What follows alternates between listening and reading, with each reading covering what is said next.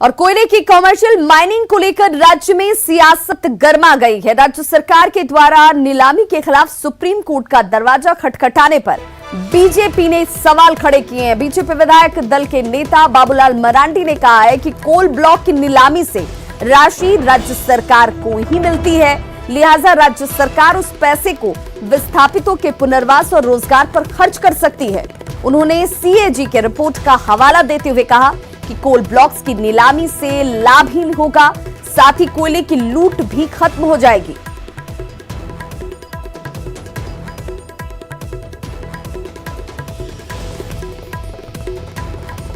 तो कोयले की कमर्शियल माइनिंग पर सियासत गर्म होती हुई और इसको लेकर बाबूलाल मरांडी ने कहा है कि देखिए, इससे जो राजस्व की प्राप्ति होती है वो राज्य सरकार को ही मिलती है। ऐसे में राज्य सरकार इसको विस्थापित लोगों के लिए इस्तेमाल कर सकती है, उपयोग कर सकती है और ये लाभकारी और फायदेमंद है। भारत सरकार में कोयला मंत्री कौन थी आप सबको पता है, नाम बताने की कोई जरूरत नहीं। आप भूल लेंगे तो फिर उस समय कोयला मंत्री और उस समय के जो कोल मंत्रालय में एक सचिव हुआ करते थे, कोई सरकारी करके, तो आप उसको ध्यान में रहेंगे तो उन्होंने जो टिप्पणी की थी और उस समय कैबिनेट सचिव को उन्होंने पत्र लिखा था और उस समय कोयला मंत्रालय किस प्रकार से चल रहा था, यानी माफिया। तो कोयले की कमर्शियल माइनिंग के केंद्र के फैसले के खिलाफ झारखंड सरकार ने सुप्रीम कोर्ट का दरवाजा खटखटाया है, जिस पर आसू सुप्रीमो सुदेश महतो ने कहा कि राज्य सरकार को अपनी बात रखने का पूरा हक है। आसू के स्थापना दिवस पर सुदेश महतो ने कार्यकर्ताओं को संबोधित किया और इस दौरान उन्होंने एनडीए में बातचीत के बाद भी बेरमो और दुमका उपचुनाव पर कोई फैसला नहीं लेने की बात कही। वहीं सुदेश महतो ने पेट्रोल और डीजल के बढ़ते दामों को लेकर केंद्र और राज्य सरकार पर निशाना साधा। उन्होंने कहा कि सरकार को दूसरे विकल्पों पर भी ध्यान जरूर देना चाहिए। सुदेश महतो ने राज्य की मौजूदा स्वास्थ्य व्यवस्था पर भी सवाल उठाए। कोल ब्लॉक चूंकि ये दो तरह के, एक तो राज्य की संपत्ति और एक सेंट्रल गवर्नमेंट के साथ मिलकर हमारा एक संपत्ति के रूप में इसको हम देखते हैं। भारत सरकार समय समय पर ऐसे निर्णय लेते हैं। राज्य सरकार अपना पक्ष की बात करने का हक है राज्य सरकार को अपनी बात करनी चाहिए, टेबल डिस्कस होना चाहिए। ये कोर्ट जाना वो एक मध्यस्थता के लिए हम लोग जाते हैं, आदरणीय उच्च न्यायालय के लिए गए तो मध्यस्थता के लिए गए। हमें पूर्णतः इस पर भारत के कोल मंत्रालय के साथ अपने और अपने प्रदेश के हितों पर चर्चा करनी चाहिए। देवघर में रघुवर सरकार की महत्वाकांक्षी डोभा निर्माण योजना भ्रष्टाचार की भेंट चढ़ चुका है। 4 साल पहले इसी डोभा निर्माण की स्वीकृति दी गई थी और पैसे भी इसे लेकर बेपनाह खर्च किए गए, लेकिन धरातल पर अब तक ये योजना कहीं नजर नहीं आ रही है।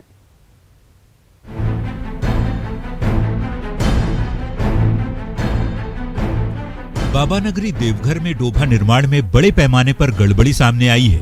साल 2016-17 से 2018-19 तक जिले में 4,850 डोभा निर्माण की स्वीकृति दी गई थी। इसे लेकर हर एक लाभुक को 8,744 रुपये अग्रिम भुगतान भी किए गए थे, लेकिन 1252 लाभुकों द्वारा अब तक डोभा नहीं बनाया गया। ऐसे में अब डोभा निर्माण घोटाले की जांच की मांग उठने लगी है। वर्तमान सरकार से मैं यही मांग करता हूं कि डोभा निर्माण का जो है कार्य का जो भी हुआ है उसका जांच किया जाए। यदि उचित स्तर पर उसका निर्माण नहीं हुआ, अनुपयोगी हुआ है तो उसका भुगतान अविलंब।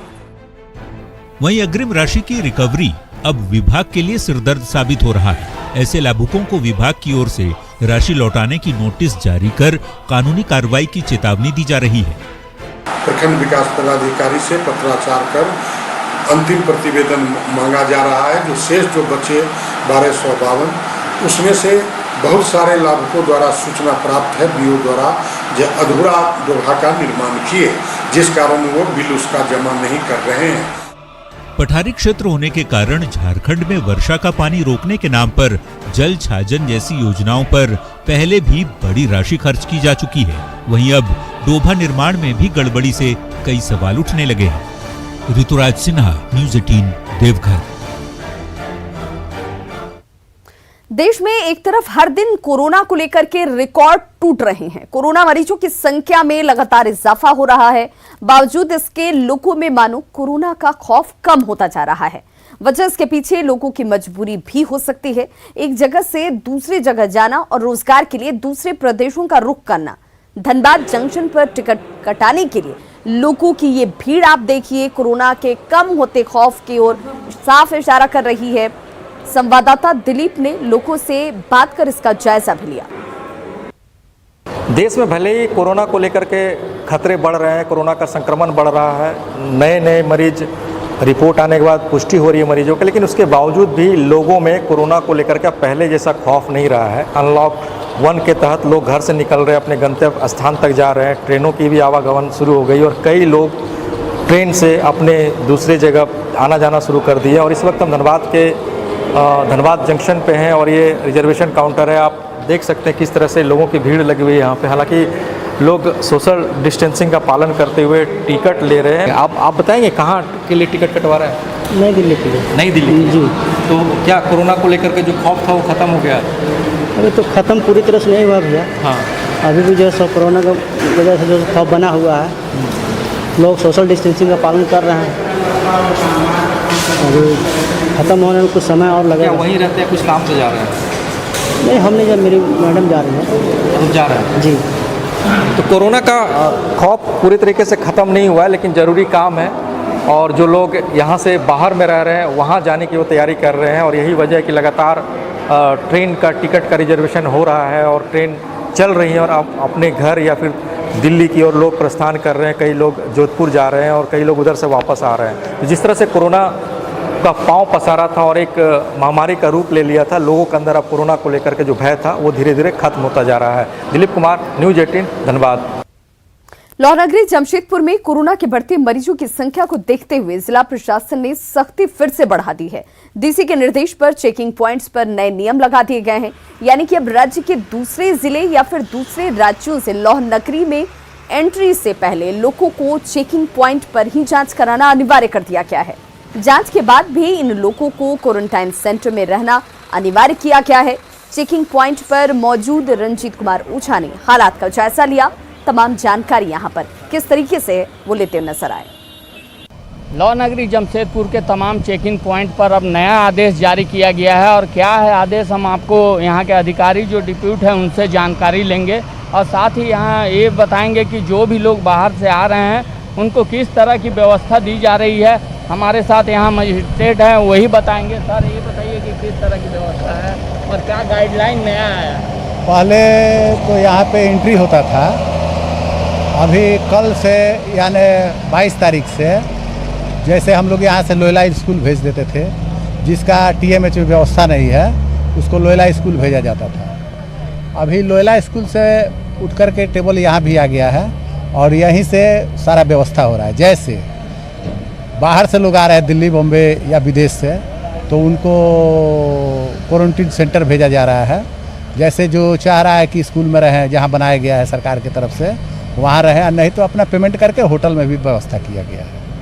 तो ये आपने देखा कि यहाँ वो तमाम व्यवस्था है। हमारे साथ एक पुलिस अधिकारी हैं, उनसे भी जानेंगे कि यहाँ पर व्यवस्था की सुरक्षा को लेकर किस तरह का इंतजाम किया है। सुरक्षा बहुत से ऐसा लोग हैं कि जो परेशान भी करते हैं, उसको हम लोग अच्छा से समझाना बुझाना करते हैं बढ़िया से। फिर भी और जो बाहर दूर दूर से लोग आ रहे हैं उनको मजिस्ट्रेट हैं, स्वास्थ्य विभाग के आदमी लोग हैं, इन लोग के द्वारा उनको होम क्वारंटाइन करवाते हैं और लोयला स्कूल में इनका जांच प्रॉब्लम सब करवाते हैं। तो आपने देखा कि यही वो जगह है जो कि सेंटर पॉइंट बनाया गया है। जो राज्य हमारे ज़िले के बाहर से जो लोग आते हैं उनको यहाँ पर पूरी तरह से जांच की जाती है और उनको क्वारंटाइन सेंटर हो या होम क्वारंटाइन सेंटर इसमें भेजा जाता है। और ये जो नया नियम लगाया गया है आम लोगों के सुरक्षा के लिए ही लगाया गया है कि ताकि जो हमारे शहर में कोरोना के मरीज बढ़ रहे हैं उस पर रोक लगाई जा सके। न्यूज़ 18 के लिए जमशेदपुर से रंजीत कुमार ओझा। कोरोना काल में एक तरफ लोग कोरोना से जंग लड़ रहे हैं तो कई ऐसे भी लोग हैं जो कोरोना से मानसिक लड़ाई भी लड़ रहे हैं। कोई आर्थिक तंगी से जूझ रहा है तो कोई रोजगार के लिए। सरायकेला के राजनगर प्रखंड अंतर्गत मुड़ियापारा गांव से ऐसी ही एक खबर सामने आई, जहां एक युवक आर्थिक तंगी से परेशान होकर मानसिक रूप से बीमार हो गया। अब घर की माली हालत ठीक नहीं, परिवार भी अपने बेटे के इलाज करा पाने में असमर्थ है। हालांकि राजनगर पीएससी ने युवक की जांच की और अब उसे ऋण पास भेजने की तैयारी की जा रही है। इनका पिछले 2 महीना से इनका मानसिक संतुलन धीरे धीरे बिगड़ जा रहा है। यहाँ तक कि 2 दिन पहले से इनका खाना पीना भी बंद हो चुका है और ये ऐसे स्थिति में ही खड़े हैं। ये एक तरह से सिजोफ्रेनिक डिजॉर्डर है, मेंटल डिजॉर्डर है, जिसके चलते इस टाइप का सिचुएशन होते हैं। हम लोगों ने इसको ऋण पास में भेजने का प्रावधान कर दिया है। कोरोना संकट के कारण इस साल ऐतिहासिक जगन्नाथपुर रथ यात्रा नहीं निकलेगी। आज पारंपरिक रूप से नेत्रदान कार्यक्रम हुआ, लेकिन कल सामूहिक तौर पर रथ यात्रा नहीं निकाली जाएगी। मंदिर प्रशासन के द्वारा सांकेतिक तौर पर परिसर के अंदर ही रथ यात्रा पर विशेष पूजा अर्चना होगी। जगन्नाथपुर मंदिर का जायजा लिया संवाददाता भुवन किशोर झा ने। कोरोना के कारण इस बार ऐतिहासिक जगन्नाथपुर रथ मेला का आयोजन नहीं हो रहा है। कल हालांकि रथ मेला का आयोजन होनी है, लेकिन जो कोरोना संकट हुआ है तो उसके बाद जो सुप्रीम कोर्ट का भी गाइडलाइंस आए हैं, उससे एहतियात बरतते हुए जो प्रशासनिक जो व्यवस्था की गई है उसके तहत यहाँ पे रथ मेला का आयोजन पहली बार ऐसा देखने को मिल रहा है कि जो जगन्नाथपुर रथ मेला का जो आयोजन होता था, रथ यात्रा यहाँ होती थी, हजारों लाखों की संख्या में लोग यहाँ पर पहुँचते थे, वो इस बार देखने को नहीं मिल रहा है। हालांकि आज पारंपरिक रूप से जो नेत्रदान भगवान का होता है तो वो चीजें मंदिर में पूजा संपन्न की गई है। जैसे पूजा जो होता है वो पूजा हुआ, जो आज जो पूजा होना था वो पूजा हो गया और रथ यात्रा नहीं मेला नहीं लग रहा है कोरोना संकट के कारण। भगवान कभी नहीं बोले हैं, भगवान जब भी बोले हैं लोगों को हित के लिए वो हमेशा तैयार रहे हैं। इस संकट की स्थिति में सारे नियमों का पालन करते हुए भगवान अपने समारोह को संपन्न कराए। 329 वर्षों से जो चला आ रहा परंपरा, जो ठाकुर रैनीनाथ साधुओं ने जो स्थापना किया था, उसके माध्यम से पूरे झारखंड को जोड़ा गया था। एक सामूहिक शक्ति का संचार, एक विभिन्न विचारधाराओं को एक डोरा में बांध करके खींचने की जो परंपरा उनकी है वो इतना प्रगाढ़ है कि रोकते रोकते भी लोगों की आस्था इतनी अधिक है कि लोग आ ही जा रहे हैं। आज जो पारंपरिक रूप से जो रथ यात्रा से ठीक एक दिन पहले जो यहाँ पर मंदिर परिसर में जो पूजा अर्चना होती है, जिसे नेत्रदान पूजा कहते हैं, वो संपन्न हुई है। कैमरा पर्सन अमित के साथ भुवन किशोर झा, न्यूज 18 रांची। और इस बीच बड़ी खबर ये कि झारखंड में कल भगवान जगन्नाथ की रथ यात्रा नहीं निकलेगी, लेकिन सुप्रीम कोर्ट ने पुरी में जगन्नाथ रथ यात्रा को सशर्त इजाजत दे दी है। कोर्ट ने यह कहा है कि मंदिर कमेटी, राज्य सरकार और केंद्र सरकार के कोऑर्डिनेशन में यात्रा निकाली जाए, लेकिन लोगों की सेहत से समझौता नहीं होना चाहिए। अगर हालात बेकाबू होते दिखे तो ओडिशा सरकार यात्रा को रोक सकती है। साथ ही यह भी कहा गया है कि पुरी के अलावा ओडिशा में कहीं और कोई यात्रा नहीं निकाली जाएगी। इससे पहले सुप्रीम कोर्ट ने 18 जून को यात्रा पर रोक के आदेश दिए थे। वहीं पेट्रोल और डीजल की कीमतों में बढ़ोतरी लगातार जारी है। आज फिर पेट्रोल की कीमत में 33 पैसे और डीजल की कीमत में 58 पैसे की बढ़ोतरी दर्ज की गई। पिछले 10 दिनों के भीतर 7 से 8 रुपए तक पेट्रोल और डीजल महंगी हो चुकी है। जमशेदपुर के साक्षी पेट्रोल पंप में लोगों से बातचीत की हमारे संवाददाता आशीष कुमार तिवारी ने। कोरोना ने जहां लोगों की बजट को बिगाड़ दिया था, उसके बाद लगातार 15 दिनों से 7 से 8 रुपए पेट्रोल और डीजल में बढ़ोतरी हुई है। और मैं नज़ारा दिखाना चाहूँगा, मैं अभी जमशेदपुर के पेट्रोल पंप पे हूँ, जहाँ आप देख सकते हैं कि जो लोग हैं वो पेट्रोल लेने पहुँच रहे हैं, डीजल लेने पहुँच रहे हैं, मगर जो कीमत है वो लगातार पेट्रोल और डीजल में बढ़ती जा रही है। और अभी का हाल का जो मैं पेट्रोल का दाम बताना चाहूँगा वो 80 रुपया लीटर तक पहुंच गया है। वहीं डीजल जो है वो 75 रुपया लीटर तक पहुंच गया है। अभी हमारा नॉर्मल पेट्रोल का अभी 79.58% है और पावर का है 82.14 और डीजल का है 72 रुपये कुछ पैसे। ये हम लोग का पर डे 56 पैसे का स्टेट गवर्नमेंट ये हम लोग को वेट बढ़ा के दिया जा रहा है। जो नेक्स्ट डे कुछ हो रहा है, नेक्स्ट डे भी कुछ ना कुछ होता है। बजट में पड़ रहा है, लेकिन अब इधर उधर ट्रैवल करना भी तो मस्त है ना सर।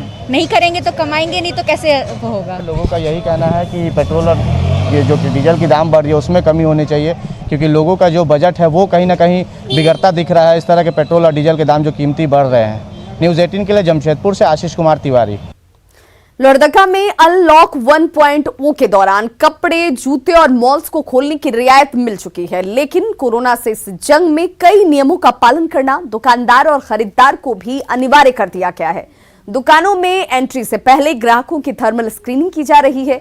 सैनिटाइजर लगाने के बाद ही दुकानों में एंट्री मिल रही है। संक्रमण के लक्षण दिखने पर ग्राहकों को घर भेजा जा रहा है। वहीं दुकानों के खुल जाने के बाद भी दुकानदार ग्राहकों का इंतजार ही कर रहे हैं। एक तो पहले नेम और मोबाइल नंबर एंट्री हो रहा है और उसके बाद सैनिटाइज करके टेम्परेचर माप करके ही अंदर आने दिया जा रहा है। लोहरदगा के सिन्हा प्रखंड में प्रवासी मजदूरों ने खुद के साथ कोरोना से अपने परिवार को बचाने के लिए वो कर दिखाया जिसकी खूब तारीफ हो रही है। दरअसल लॉकडाउन में रियायत मिलते ही यूपी के मिर्जापुर से हेसवे नवाटोली पहुंचे दो युवाओं ने देखा कि होम क्वारंटीन के नाम पर 2 कमरे में ही कई प्रवासियों को रखा जा रहा है। इन्होंने बांस से ही एक आशियाना बनाया। परिवार में लोग ज्यादा हैं, सो सभी को संक्रमण से बचाने के लिए इन दोनों युवाओं ने अलग ही अपने लिए क्वारंटीन सेंटर बना लिया। बांस के आशियाने में अब ये रह रहे हैं।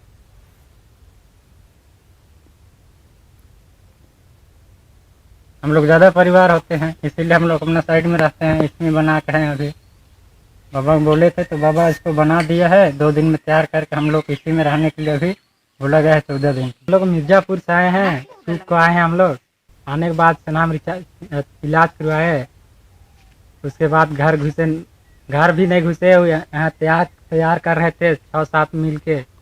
गुमला में कोरोना को लेकर जागरूकता अभियान चलाए जा रहे हैं और स्थानीय कलाकार अपनी आवाज के जरिए लोगों को ये जागरूक भी कर रहे हैं कि आप घरों में रहें, बेवजह बाहर न निकलें, मास्क का इस्तेमाल करें। वे अपने गीतों के जरिए सोशल डिस्टेंसिंग का पालन करने और मास्क पहनने की अपील भी कर रहे हैं। सरिता देवी समेत कई नागपुरी कलाकार इस जागरूकता अभियान में जुटे हुए हैं।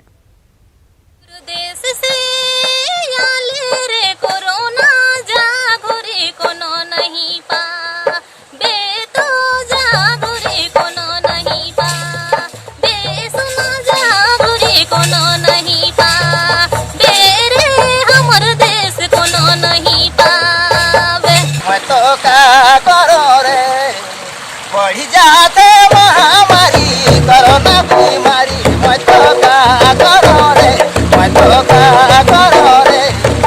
बढ़ी जाते महामारी कोरोना बीमारी।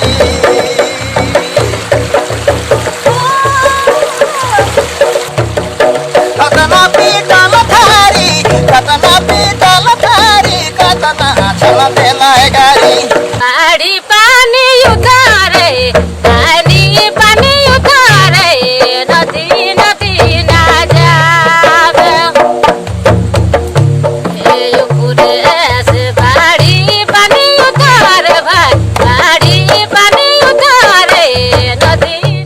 सारंडा में अब लौह अयस्क का अवैध खनन करना तस्करों के लिए आसान नहीं होगा।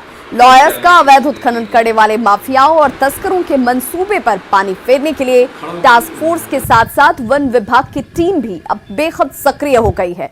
यानी अब अवैध लौह अयस्क उत्खनन और भंडारण मिलने पर खनन अधिनियम के साथ ही वन अधिनियम के तहत भी मामले दर्ज किए जाएंगे। जो काला नजर आ रहा है उसी